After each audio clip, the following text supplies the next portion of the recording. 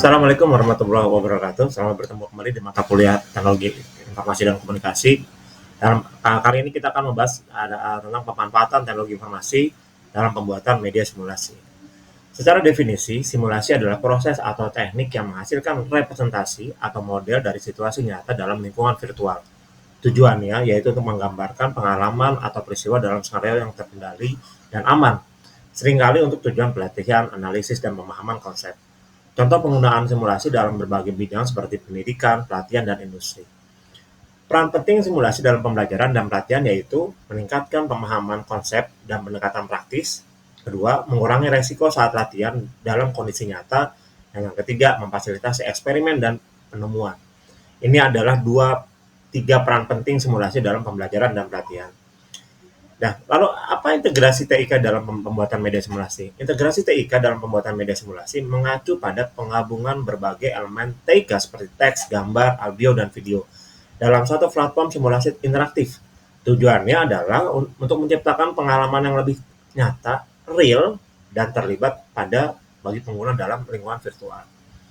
Keuntungan pemanfaatan TIK dalam simulasi ya tentu saja kualitas visual yang lebih baik, interaktivitas yang meningkat, serta kemampuan merekam dan menganalisis hasil simulasi. Itu adalah 3 keuntungan dalam pemanfaatan TIK dalam simulasi. Lalu langkah-langkahnya apa dalam pembuatan media simulasi? Yang pertama, perencanaan. Dalam perencanaan kita tentukan dulu tujuan dan konsep simulasinya mau seperti apa. Itu dalam langkah pertama itu perencanaan. Lalu langkah kedua adalah desain konten. Rancang teksnya, gambarnya, audionya, dan video yang sesuai dengan konsep dan tujuan simulasi yang mau kita buat. Ketiga, pengembangan. Gunakan perangkat lunak untuk membuat simulasi interaktif yang tepat tentu saja yang Anda mampu. Lalu pengujian. Uji coba simulasi untuk memastikan kualitas dan fungsionalitasnya. Yang ketiga, yang kelima tentu saja penyempurnaan. Terima umpan balik pengguna dan lakukan perbaikan jika diperlukan. Pada proses penyempurnaan ini, sebaiknya kita menerima umpan balik atau feedback dari pengguna agar kita juga tahu ada hal-hal yang perlu kita perbaiki untuk keperluan ke depan. Tantangan apa sih dalam membuat media simulasi? Yang pertama teknis.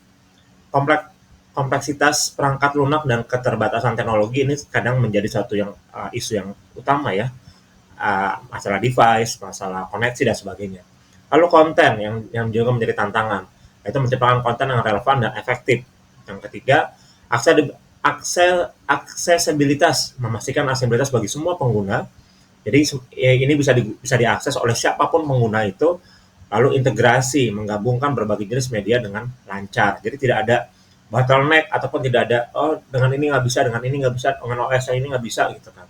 Itu jadinya tidak dapat juga aksesibilitas gitu kan. Dan yang terakhir adalah keterbatasan data, ketersediaan data maksud saya. Memerlukan data yang akurat untuk simulasi yang realistis. Artinya flow-nya mesti jelas. Dari awal, tengah, akhir, dan itu seperti apa. Jadi ketika proses simulasi itu terjadi, si pengguna akan lebih merasakan proses simulasinya.